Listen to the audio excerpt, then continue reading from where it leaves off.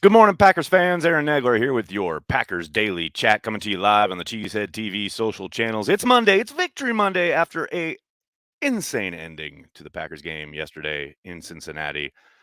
Who wants it more or who wants it less? Does someone want it? Does anyone want it? Please take it. And the Packers finally did with that fifth attempted field goal by Mason Crosby. Getting home with a win, that's all that matters. They're 4-1, getting ready for the Bears, who still suck. It's going to be a good week. It's going to be a lot of fun. I expect lots of Bears fans to be chirping after their victory, but bring it on. Morning, everybody in the comments. Good to see everybody. Chris, thanks for the super chat. It's Bears Packers week. Moving on. Faith in Mason. Bears still suck. Couldn't put it any better myself. Uncultured, what's up, man? Thanks for the super chat. Just remember that bear down is something that gets said to you by your proctologist in Australia. Pappies. Man, I'm not touching that, but that's well stated. Well stated indeed. Uncultured hits us up again. Thanks, buddy. This morning's jams are Street Fighting Man by the Rolling Stones and Jelly Roll by Blue Murder. Here at WNAG, we play all the jams. Pappies. Remember, the Bears still suck. Tim Davis is all about it. Holy cow. Lots of folks chiming in. Dustin, what's up, man? Thanks for the super chat. A-Rob was right. We need Cobb. What a man among boys. Cobb doesn't mess around. He's there in the clutch. It's about who 12 trusts, and he certainly trusts Randall Cobb. No doubt about it. Sean, thanks for the super chat. I'm thinking our linebacker play has definitely improved. Thoughts? I have no thoughts. No, I have plenty of thoughts. Yes, the level of play is undoubtedly higher than it has been. Now, yes, that's a low bar comparative to where most of the inside backer play has been for the relative recent past. But man, Devondre Campbell has been a revelation. It was nice to have Chris Barnes back. It was hard to miss that sack he had where he plowed through the running back. Overall, yeah, I think there's no doubt you've got a better level of linebacker play. I thought overall the defense played, a decent game yesterday. I thought Joe Barry did a nice job of getting those guys in position. Obviously, the huge lapse at the end of the first half cannot happen. And there were some other moments where I thought Cincinnati took advantage, but for the most part, it was a solid effort on the defensive side of the ball. Would have been nice if the offense had given them any kind of support in that first quarter, but yeah, this is not a day where you can really say much other than tip your cap the job they did, and in part because of the play at linebacker. Aaron, thanks for the super chat. Defense feels different to me this year. One word: resistance. Like your stormtrooper analogy, we may give up yards, but it won't be easy for them. Yeah, I think overall, that's not a bad point. They were able to take advantage of a few things. Some of the crossers, some of the combo routes on the perimeter. It was refreshing to see Kevin King making a couple tackles, although late in the game he reverted to form and threw his shoulder at somebody, and that allowed a play to rupture for a big gain. That's what we talked about, or I talked about on the radio, I believe, on Friday. So the thing with Kevin is like no one ever remembers the good plays. They only ever remember the bad because the bad are always so heartbreaking and backbreaking and really produce big plays for the opponents. If you could just, and I know everyone's gonna get beat at times, but man, he seems to get beat and throw his shoulder, so to speak, at the worst possible time. I just need consistency from the guy. But yes, overall, again, I thought the play was solid on the defensive side. Marshall, thanks for the super chat. That game was a Crosby 4 missed field goal game versus the Lions all over again. And I had Seattle NFC Championship flashbacks, 22-22 tie. Bears still suck. Yeah, I mean, the Crosby thing is crazy just because of how, he'd made 27 in a row. We all celebrated the insane, huge kick to win it in San Francisco. And then to have a game like that. And look, you can chalk it up to just one of those days. It's clear their kicker was having the same issue. Whether it was the wind, the lighting, the crowd, who knows, the combination of all of it. I mean, you are a professional kicker. It is your gig. You're supposed to put it through the uprights more often than not. For the most part, Mason's done that. So it was tough to watch. There's no doubt about it. But anybody who watched Watch Party will know it was a hard one. But ultimately, finally, got it done. Ben, thanks for the super chat. Morning, Nags. Why is it in 2021 at 150 pounds a year, you can't watch every Packers game on International Game Pass? Anyway, 4-1, go Pack, go. Ben, because the NFL is in the dark ages when it comes to media rights, because they're milking every last cent out of being as draconian as possible. That said, baseball has a great product in the regular season, but in the postseason, you are still beholden to cable channels like TBS is doing the Brewers games. And I straight up refuse to get a cable subscription just so I can watch the Brewers, which is what you need. You can't stream TBS legally on their their downloadable app. So it's like all these fucking broadcast empires, which are, of course, partnered with major leagues for decades. They're going to drag their feet as much as possible. And I know it's annoying. I know that when it comes to football, it is incredibly annoying. The NFL, but whether it's their media rights, whether it's the broadcast rights, whether it's things like Game Pass, which originally, when they started as Game Rewind, was an amazing service and has now kind of slid backward and been made as bad as possible on purpose so they can fit in ads and keep advertisers happy, blah, blah, blah. It's a nightmare. It's an absolute nightmare. GBP Daily, what's up, man? Thanks for the super chat. We're 4-1. Guys are stepping up. Bears week is upon us. Developing young players we might need again later this year. Love this team. Yeah, you heard Matt talk about that in his post-game presser regarding all of the youth that's getting to play because of the injuries, especially along the offensive line. So many guys being able to step up. You get the fact that you're getting Josh Nijman this kind of valuable playing time, which you have to think he's long for the bench at some point when they get Jenkins and Bakhtiari back. He's not going to be seeing the field. But it's great to have a guy who's got 3, 4, probably 5 starts by the time David comes back under his belt. It's pretty awesome. So, yeah, the youth is being served at the moment. No question about it. Todd, thanks for the super chat. Just win, baby. Go Pack, go. I believe that's what they did. Packers fans still can't be happy. It's in the blood of some of them. I don't think they can help it. Where is Tunyon? Does every pass play have to be a shot downfield? Tunyon got one. Tunyon got 2 targets, actually.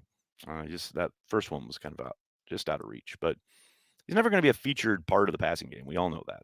It's the Davante Adams show and then everybody else. And they're going to ride and die with that as long as Davante's upright. It would frustrate me, but I've kind of just, given myself over to it. What good does it do on the outside getting frustrated by it? We know what it is. I mean, in the moment while watching the game, I 100% let loose on why are you fixated on Adams, because it's so apparent and it's so obvious. But you can't deny the results. The production is insane. They're putting up numbers. They're putting up points. Putting up W's, most importantly. I would love to see a more diversified passing attack. Don't get me twisted. Don't get it wrong. I would love it.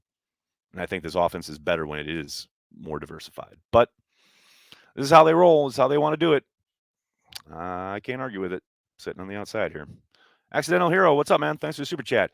How would you explain this middling offense to training camp nags? After 5 games, is this who we are? Corey Autumn Tulip Bulbs Fund. Yeah, no, it is not the offense that we saw much of during camp. We were just talking about, much more diversified. There were certainly shots to Davante, but of course, that's when you're installing things. It's not game planned. It's not about trying to, beat an opponent. You're just literally working through your offense. Is this who we are? No, I suspect you'll see this offense change as the year goes on and become more diversified. They will get into the running game a little bit more. I think yesterday they had a real tough time running between the tackles, and I think they wanted to, but the interior just couldn't hold up. I think Lucas Patrick did a fine job in pass pro. Don't think he was doing much in the run game. I think he was having real issues there. And I don't think, the interior as a whole did a great job in that regard. But as the year goes on, they get healthier up front.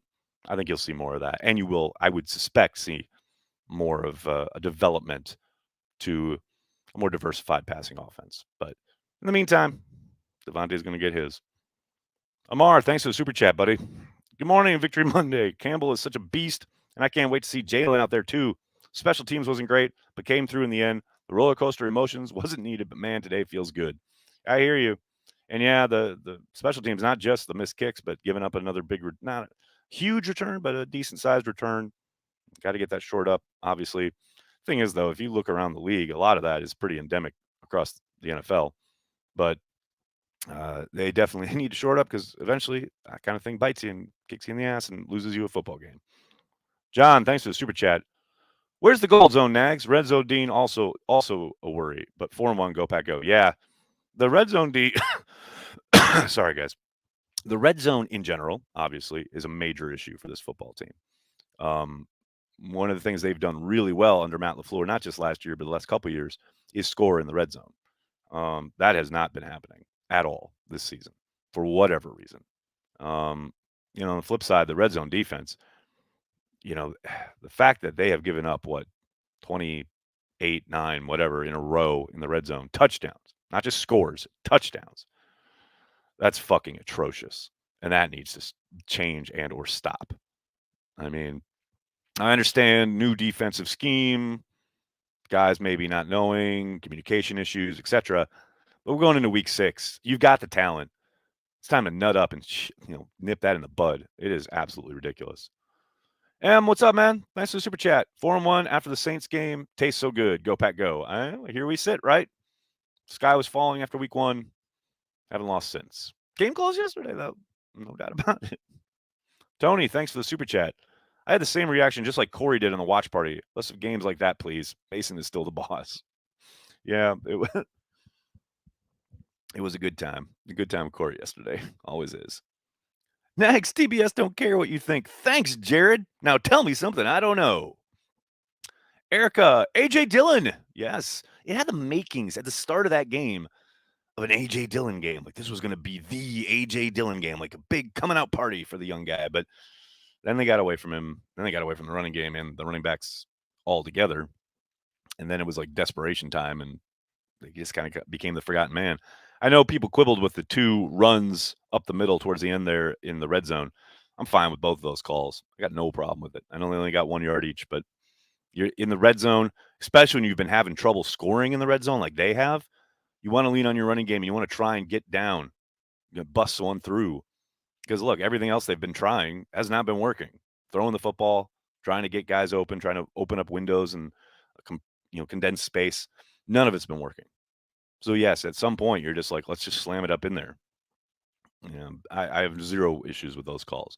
But Dillon, early in that game, man, he was a force. How about that catch? And Aaron even said he put it up high, too high, and Dillon turned it into a touchdown. Love to see it. You can hear from Mr. Dillon tonight on Carry the G here on Cheesehead TV. Make sure you subscribe to the YouTube channel so you don't miss it. We'll be talking to AJ. We have a fine group of panelists joining me tonight. Corey will be en route to to New York, so he will not be on the show.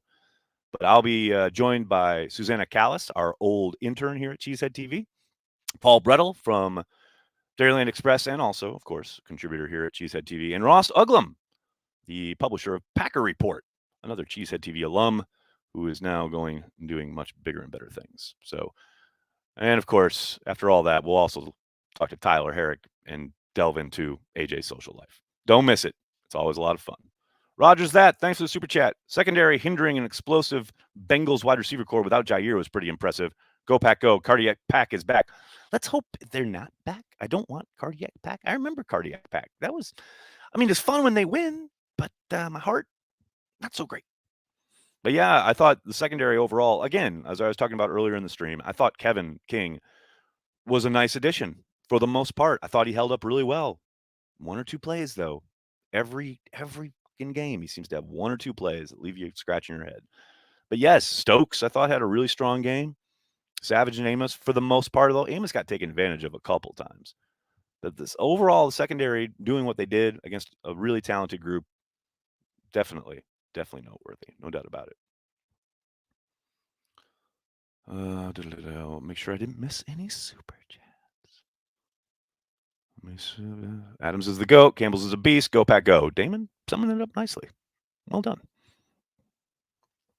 How many snaps were Jones and Dillon out there at the same time, and why was it not at least 25? Pony up. Joshua, I'm all about the pony package. For whatever reason, they don't seem to love to, lean into it. They do use it as a wrinkle from time to time, but it never seems to be a base part of the offense. I'll talk to Matt about that. Definitely. Mercedes Lewis likes to catch the ball and run over people, too. How fucking awesome was that call? The throwback screen to the tight end on a gotta-have-it play in overtime to the 100-year-old big dog. Come on. That was awesome. Awesome play, awesome call, awesome execution, all of it. Phenomenal. I loved it. Is the feeding of Adams sustainable? Also, when is Tunyon going to get in the mix? Talked about this earlier, Duke. You can watch the first part of the stream. But is it sustainable? It's interesting that everyone keeps asking, is it sustainable? They've been doing it for 3 years. So I think so. And then when Adams inevitably gets hurt and misses a game or two, they haven't lost without him. So they're doing something okay, doing something right. It's clear they can pivot if they need to, as far as the game plan goes, but they're winning lots of games, putting up lots of points, moving the ball a lot, feeding Adams. So they've been doing it for years. So I guess that's the definition of sustainable, right? That's just me. 5 games in, and Little Ton is still intact. I think the only reason Little Ton survived yesterday is because I wasn't in the studio. Because, man, there were a couple moments where I think he would have lost his head. No doubt about it. I kick ass. Thanks for the super chat, man. May just be me, but I think winning through adversity this early in the season could make things easier for difficult games in the future. Any truth? That's a romantic notion that I think there is some validity to. You definitely want to get tested and through the fire, so to speak, as a team, and be able to know you can count on guys and all the things all the platitudes we like to hear. Mostly, though, it comes down to execution. And if you put yourself in bad situations because you didn't execute, you just don't do that next time, right? And coaches will harp on the little things and the technique and what have you because they generally lead to better results. But yes, there's no doubt that there is some camaraderie, a bond that is formed when you go through games like this. Hey, every little bit helps, right? You can't completely dismiss it. Jimmy Legs. Super Bowl of Cowboys versus Bills is going to be pretty cool. Yes, the Super Bowl proclamations after week 5, they never get old. Teams looking like they look right now doesn't mean anything come December or January. As McCarthy used to say, stacking success. That's what you got to do. Campbell is a beast. Yes, he is. Wins like yesterday build character. Also, a win is a win is a win. Smile, everyone. We're 4-1. Go, Pack, go. I'm down for that, Corey. Pogs is here. What's up, Pogs? Shout out to Lucas Patrick, but bigger shout out to Steno. This O-line has special depth. Duke, absolutely. I gave Lucas a shout out on Twitter after the game for that very reason. The idea that they have a guy sitting on the bench who they can stick in there and get a W off of with a backup to a backup center. That's outstanding work. Like I said, he struggled in the run game. There's no doubt about it. But man, the protection was really good, and there were many, many snaps where Aaron had all day to stand back there, and that's what they, third string center essentially. So it's definitely kudos to him. Go Pack Go! Thanks for the super chat. Great win. Do you think, looking back at the Saints game week 1, that it's still something to worry about, or was it completely an anomaly? That's the only worry when you look at the Saints game is how singular in focus they seem to be on the offensive side of the ball and getting away from Aaron Jones in the running game. And then on defense, just how absolutely passive they were. Seems like that has changed for the better on the defensive side of the ball. For the most part, yeah, I think it's an anomaly. I think it's very much a weird circumstance where they're down in Jacksonville instead of New Orleans, and it's a half-empty stadium. Feels like a preseason game. They weren't up for it. It's very clear. It's so clear they thought they could just arrive and walk up and down the field. And the Saints clearly had other ideas. A T-shirt with 33 stiff arm. Thoughts? I love that idea. Jenkins injury update. Well, Teddy, he was limited in practice all week, which is why I thought he probably wouldn't play in this game. The Packers don't like to get guys up on game day until they've been a full participant for at least one day during the practice week. So we'll have to wait and see on Wednesday to see where he's at. I would suspect if he's able to fully participate in at least one practice this week, we'll see him against Chicago. He's coming along. He's heading in the right direction. That's what we know. Slayton with 2 QB hits and a half sack. Sorry, guys. Bring it. Yeah, absolutely. Slayton got a little bit more playing time. Very active. He was around the quarterback a number of times. You love to see it. Like the young guy showing a little juice, finally getting after it. That's what I'm talking about. I think the lack of preseason reps compared to the Saints really showed. Not that preseason is the only reason, but I felt that way. Andrew, I think there's some validity to that. I'd be lying if I said there wasn't. Now, I know they'll probably swear blind that it has nothing to do with it, but it certainly felt that way. Can't wait to get MVS back. Yeah, neither can the Packers, no doubt about it. Barry needs some credit as he has produced pressure without key guys, no doubt. I think, like I said, I think Joe called a really nice game. There were a couple moments where you were like left scratching your head, but for the most part, very, very much so. And I think the defense is heading in the right direction, trending the right way. And as you indicate, without some really good players. So that is something to be excited about if you're a Packers fan today. No doubt about it. All right, everybody, I'm going to have to get going. I can't thank you enough for hanging out, talking Packers Monday through Friday right here on Cheesehead TV. Please hit like on the video, subscribe to the channel. And like I said, tonight, join us, 7 p.m. Eastern, 6 p.m. Lambeau time. I'm flying solo with AJ Dillon on Carry the G. Please show up, hit like, hit subscribe, tell your friends, tell your family. Cheesehead TV, we are devoted to Green Bay Packers fans worldwide.